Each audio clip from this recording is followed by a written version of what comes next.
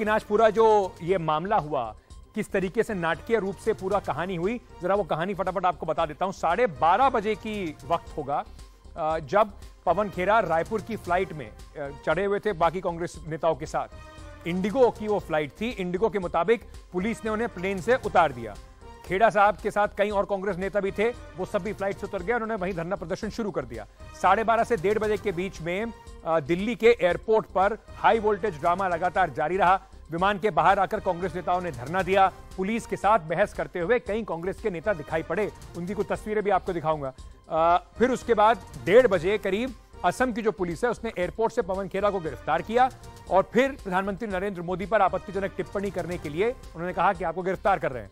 2 बजे पवन खेरा की गिरफ्तारी के खिलाफ कांग्रेस पार्टी जो है वो पहुंच जाती है सुप्रीम कोर्ट, और सुप्रीम कोर्ट पहुंचने के बाद जो कांग्रेस पार्टी है वो वहां पर आज याचिका लगाती है। 3 बजे चीफ जस्टिस की अगुवाई में एक बेंच है जो इस मामले की सुनवाई करती है और सुप्रीम कोर्ट इनको इनको मंगलवार तक की राहत दे देता है। अब क्यों गिरफ्तारी हुई है पवन खेरा की? दिल्ली पुलिस को असम पुलिस का एक अनुरोध आया था कि भाई हमारी मदद कीजिए, हमें अरेस्ट करना है। पवन खेरा की गिरफ्तारी में मदद का अनुरोध आया। असम के हाफलॉन्ग जिले में दर्ज किया गया केस। दिल्ली पुलिस के थाने में जो धाराएं हैं उसमें एफआईआर नंबर 19/2023 यानी कि 19 तारीख को यह मामला दर्ज हुआ था। प्रधानमंत्री के लिए अपशब्द कहने का इस्तेमाल जो है उसका आरोप है। पवन खेरा को दिल्ली के टर्मिनल 1 से हिरासत में लिया गया और असम पुलिस के आईओ ने उनको गिरफ्तार कर लिया। ये राजनीतिक जो नेता हैं उनके आपस में खींचाताशी जो होती रहती है। जरा हम कोशिश करते हैं कुछ आपको तस्वीरें दिखाते हैं उस समय की भी जब सुबह प्लेन में पवन खेरा को पकड़ लिया गया था। अब सवाल ये उठ रहा है कि ऑपोजिशन पार्टीज ये बार बार ये कह रही हैं कि देखिए जो बीजेपी शासित राज्य हैं उनका यही काम है, आप बोलिए और आपको डराने के लिए पुलिस आ जाती है, केस 10 जगह आपके खिलाफ हो जाते हैं।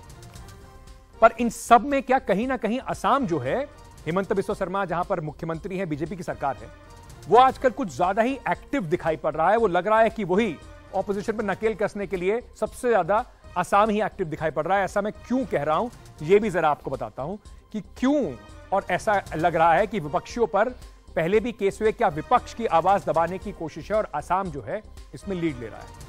20 अप्रैल 2022 को जिग्नेश मेवानी की गिरफ्तारी होती है। वडगाम से कांग्रेस के समर्थित विधायक हैं। जिग्नेश मेवानी ने प्रधानमंत्री के खिलाफ आरोप लगा था कि आपत्तिजनक टिप्पणी की और उनको असम की पुलिस पकड़ के ले गई।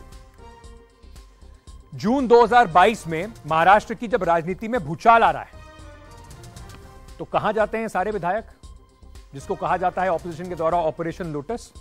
एकनाथ शिंदे नेतृत्व के बागी विधायक असम पहुंच जाते हैं संरक्षण के लिए। हेमंत बिस्वा शर्मा ने उस समय कहा सभी का स्वागत है, आने दीजिए। फिर 2019 में अखिल गोगोई पर यूएपीए लगाया जाता है। सीए के खिलाफ प्रदर्शन दर्ज करते हुए उनके खिलाफ केस दर्ज कराया गया। तो पवन खेरा, जिग्नेश मेवानी, अखिल गोगोई, ऑपरेशन लोटस का एक हमने आपको एग्जाम्पल दिया। तो कहीं ना कहीं असम जो है वो प्रतिद्वंदियों के लिए एक डराने वाला राज्य बन गया है। जुबान बंद कर लीजिए वरना असम की पुलिस आपको ले जाएगी, ऐसा एक प्रतिद्वंदी कह रहे हैं, कांग्रेस कह रही है, ऑपोजिशन कह रही है कि भैया माहौल बनाया जा रहा है। अब राजनीति में कितना ठीक है इस तरीके के हथकंडों का इस्तेमाल, ये तो जनता को भी सोचना होगा और नेताओं को भी इस पर बहस तो कम से कम करनी चाहिए।